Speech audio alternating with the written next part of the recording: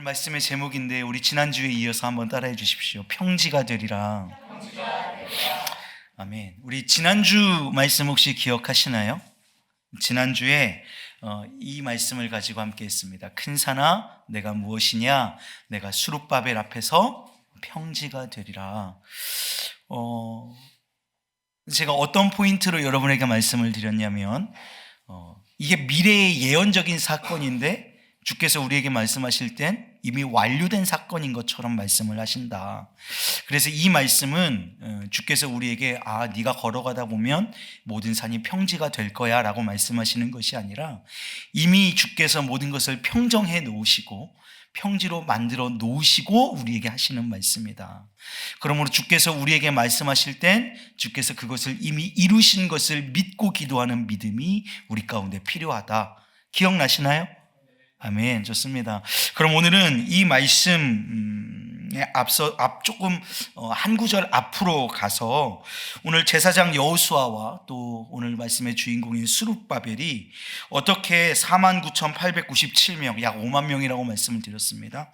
이 5만 명을 이끌고 직선거리로 900km 실제 거리로는 1,500km나 되는 그 길을 걸어서 고토 자신의 고국으로 돌아갈 수 있었는지 또 어떻게 성전을 재건해낼 수 있었는지에 대한 비결에 대한 말씀을 나누어 보도록 하겠습니다.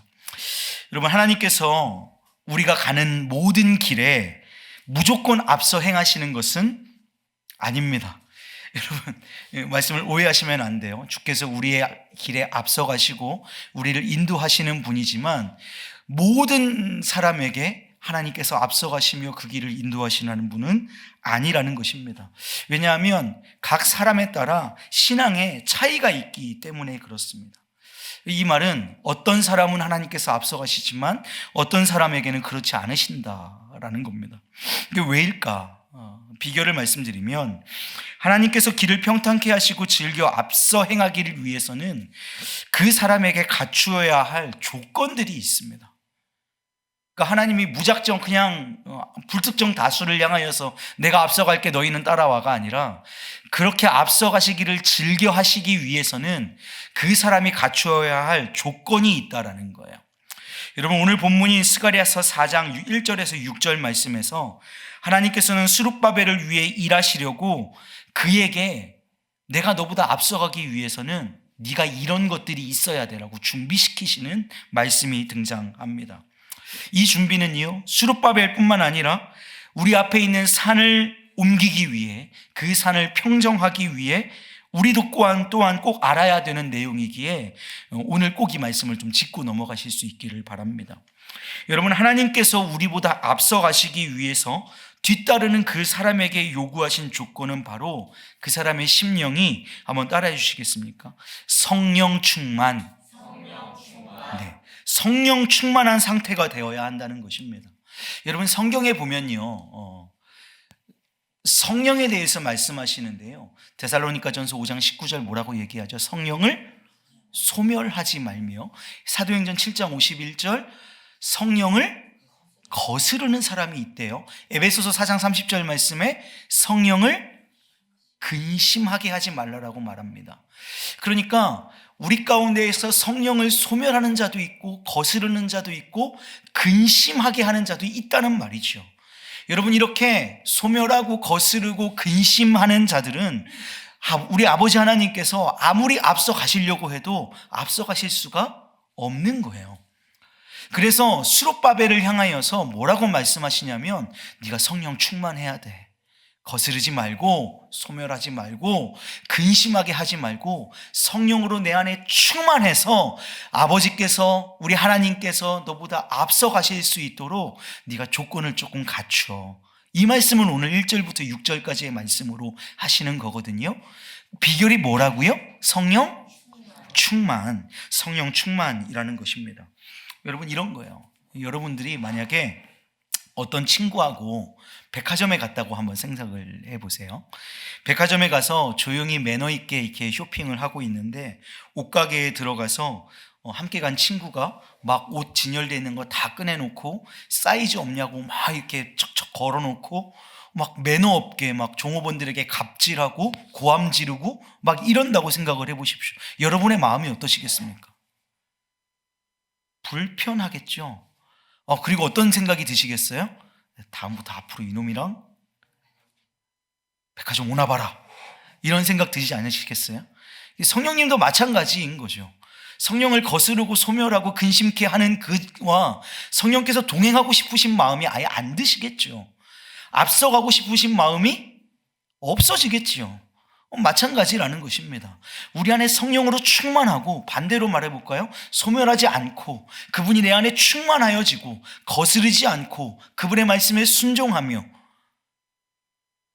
주님 말씀하시면 따라가고 멈추라 하시면 멈추고 거스르지 않고 순종하고 근심하지 않게 하고 그분으로 내 안에 그분의 순종의 말씀을 따라가고, 그러면 주님께서 얼마나 기쁘시겠어요. 그러면은 주께서 뭐라고 말씀하시죠? 야, 가만히 있어, 너 너무 기뻐, 내가 먼저 가서 다 평정해 놓을게, 이렇게 말씀하시지 않겠느냐는 거예요. 여러분, 하나님께서 스룹바벨에게 큰 산아 네가 무엇이냐, 네가 스룹바벨 앞에서 평지가 되리라, 이 말씀은 이미 평지로 만들어 놓으셨다는 말씀이라고 말씀을 드렸어요. 근데 그 말씀에 선행되어야 할 스룹바벨의 조건이 있단 말이에요. 그게 무엇이냐면 성령 충만이다. 저는 여러분 스룹바벨 같이 오늘 저와 여러분이 심령이 성령으로 충만하시기를 주님의 이름으로 축복합니다. 아멘. 하나님께서 하시는 말씀을 잘 알아들으려면 성령 충만해야 돼요. 성령 충만하지 않으면 주의 말씀 못 알아듣습니다. 우리가 성령 충만해야 하는 이유도 여기에 있어요. 여러분, 하나님은 스룹바벨에게 전하라고 하시면서 오늘 스가랴 선지자에게 두 감람나무의 환상을 보여주십니다. 맨 밑에 순금 등잔대가 받치고 있고 그 위에 기름 그릇과 7 등잔이 있습니다. 7 등잔은 밑에 있는 기름 그릇에서 연결된 관으로 기름이 공급되어서 불이 켜집니다. 근데 그 기름 그릇의 좌우로 그 기름을 공급하는 두 감람나무가 서 있습니다. 이 감람나무의 기름이 기름 그릇에 공급되고 그 기름이 7 관을 통해서 7 등잔에 공급되는 거예요. 지금 그림을 따라오고 계십니까? 감람나무에서 기름이 공급되고 저 기름 그릇에서 등잔으로 기름이 올라가고 저 촛대에서 그래서 불이 밝혀지는 것입니다. 여러분, 이 두 감람나무는 성전 재건을 위해 이스라엘 백성을 이끌고 가야 하는 두 리더를 의미합니다. 그러니까 여러 가지 해석들이 있는데 가장 보편적인 해석을 여러분에게 설명을 드리면 저 두 감람나무를 하나는 스룹바벨, 하나는 제사장 여호수아로 보는 것입니다. 이게 가장 보편적인 해석입니다. 그래서 이 두 사람에게서 나오는 기름 무엇일까요? 이들이 성령으로 충만해야 빛을 낼 수 있고 그 빛으로 말미암아 이스라엘 백성들을 고토까지 이끌어갈 능력이 생긴다는 것입니다.